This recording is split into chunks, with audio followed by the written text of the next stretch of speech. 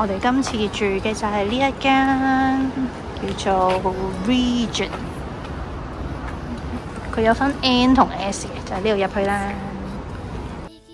今次呢間酒店位於札幌站，行8分鐘嘅路程，喺呢一個位置就到噶啦。好，呢度就一出 lift 呢，我哋就係呢一間301第一間。一開門呢，就有個小玄關，呢個真係好細嘅玄關仔。跟住佢有拖鞋，不過我哋唔會着啦。跟住呢度就係有鞋架，上下兩個。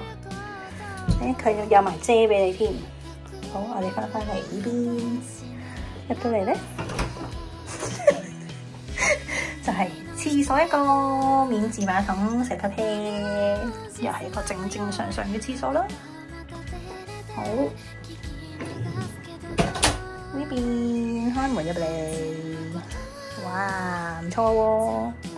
就係右手邊咧，就係廚房嘅位置。咁咧就係有，咦？佢呢度係電磁爐喎。有2個爐頭，一大一細，幾好幾好。跟住咧有呢個正常嘅雪櫃啦、微波爐啦、焗爐啦，又係有得雪糕嘅雪櫃，耶！係呢個名啊，有個額外電掣俾你嗰啲插頭。咁跟住廚房用具咧都好齊全嘅，不過就夠少少啦呢度。咁咧就有杯杯碗碗碟碟啦，就冇飯煲啦呢度。睇下先，呢個咩嚟嘅咧？哦，有2個，一個煲仔同埋一個煎 pan。呢個咧係看唔到嘅。好，上面都係冇嘢嘅。有2支洗潔精除菌。洗潔精喺呢度，我哋洗潔精喺呢度。係啦，跟住之後我哋呢邊咧就係客廳嘅位置。佢呢間都算大啊。咁佢有風扇啦、空氣清新機啦，有個全身鏡啦，有個晾衫架啦，跟住咧有張4人嘅大餐台，跟住分類桶啦，就係咁樣3格。跟住呢一邊咧就係浴室，浴室咧就係有個熱水爐啦。話呢個舊式嚟嘅，我發覺北海道嗰啲都係好舊式嘅，就係咁樣舊舊地啦。跟住有洗衫洗衣機啦，有個洗衣籃俾你啦，洗衣機。但係就好似冇提供呢個洗衣液啦。咁呢度咧就係洗面盤啦、毛巾啦、風筒咧，睇下先。啊，原來有啊，洗衣液喺呢度啊。咁跟住咧，風筒咧就係呢一個，就好過我上次嗰個民宿嘅風筒啦，好似。咁去到好細心咁，已經掛晒啲毛巾，唔使你自己掛啦。咁咧，朗口杯佢都有供應俾你噃。佢呢度預4個人住嘅，其實所以有4個杯。咁呢度好似係可以開燈㗎。咁咧呢一邊就係浴室啦，沖涼嘅位置，仲有得俾你晾衫啦，都係有支框啦。跟住個浴缸就細少少，呢個比較細嘅，比起上次東京個細。咁但係都係一個正常浴室啦，有花灑啦，有缸啦，仲有塊細細鏡俾你。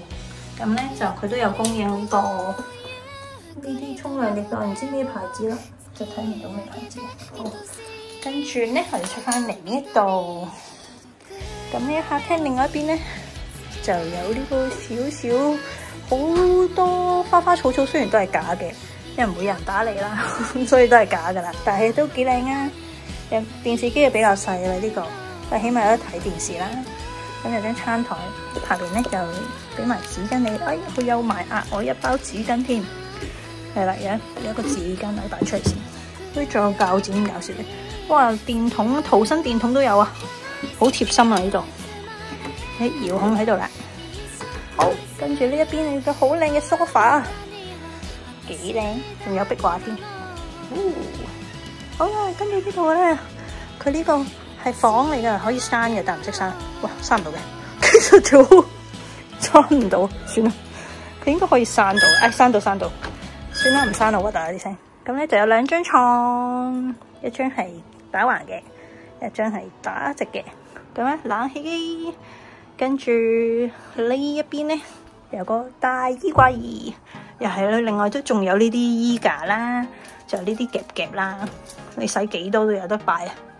咁咧下邊有個吸塵機啦，仲有燙板添啊！呢度勁啊！呢度好啦，跟住呢隔離床咧有一個小茶几嘅，呢度電掣都有喎，應該揾下先。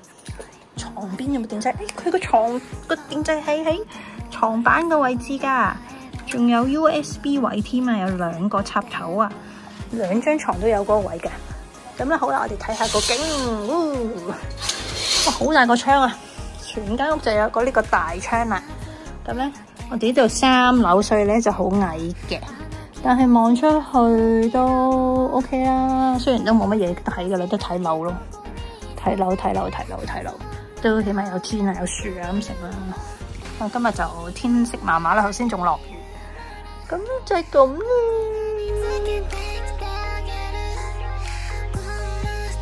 今次視片就嚟到呢度啦，如果你中意嘅話，記得讚好、訂閱、分享同埋留言俾我啦。咁我哋下條片再見啦，多謝收睇，拜拜。